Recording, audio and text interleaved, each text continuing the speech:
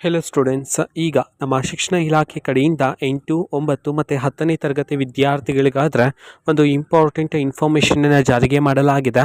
ಬನ್ನಿ ಅದರ ಬಗ್ಗೆ ನಾವು ಈ ವಿಡಿಯೋದಲ್ಲಿ ಇನ್ಫಾರ್ಮೇಷನನ್ನು ತಿಳ್ಕೊತಾ ಹೋಗೋಣ. ವಿಡಿಯೋವನ್ನು ಸ್ಟಾರ್ಟ್ ಮಾಡ್ತೀನಿ. ಅದಕ್ಕಿಂತ ಮೊದಲು ಲೈಕ್ ಮಾಡಿ ಮತ್ತು ಚಾನೆಲ್ಗೆ ಸಬ್ಸ್ಕ್ರೈಬ್ ಮಾಡ್ಕೊಳ್ಳಿ. ಸೊ ಈಗ ನಾವು ಇನ್ಫಾರ್ಮೇಷನನ್ನು ತಿಳ್ಕೊತಾ ಹೋಗೋಣ.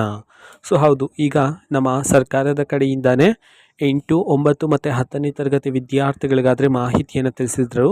ಅದು ಏನಂತಂದರೆ, ಈ ಹಿಂದೆ ದಸರಾ ರಜೆಯನ್ನು ನೀಡಿದರು. ಅದಾದ ನಂತರ ದಸರಾ ರಜೆಯನ್ನು ಮುಂದೂಡಿಕೆ ಮಾಡಲಾಗಿತ್ತು. ಓಕೆನಾ, 10 ದಿನಗಳ ಕಾಲ ದಸರಾ ರಜೆಯನ್ನು ಮುಂದೂಡಿಕೆ ಮಾಡಲಾಗಿತ್ತು.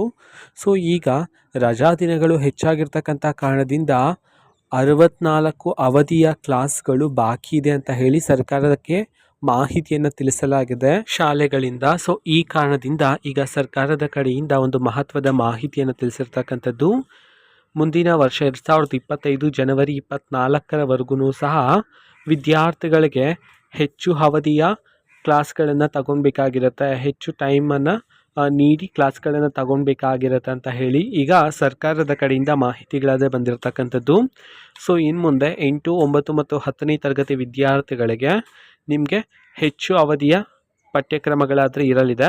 ಓಕೆನಾ, ಸೊ ಅಂದರೆ ರಜಾ ದಿನದಲ್ಲಿ ಯಾವ್ಯಾವ ಪಠ್ಯಕ್ರಮ ಬಾಕಿ ಇತ್ತೋ ಸೊ ಅದನ್ನೆಲ್ಲ ಹೆಚ್ಚುವರಿಯಾಗಿ ಈಗ ಕಂಪ್ಲೀಟ್ ಮಾಡಲಾಗುತ್ತೆ ಅಂತ ಹೇಳಿ ಸರ್ಕಾರದ ಕಡೆಯಿಂದ ಮಾಹಿತಿ ಆದರೆ ಬಂದಿದೆ.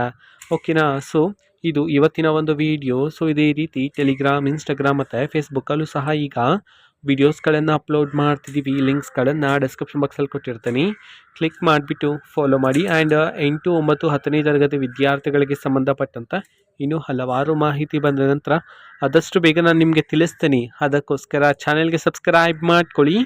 ಓಕೆನಾ, ಸೊ ಥ್ಯಾಂಕ್ ಯು, ಬಾಯ್.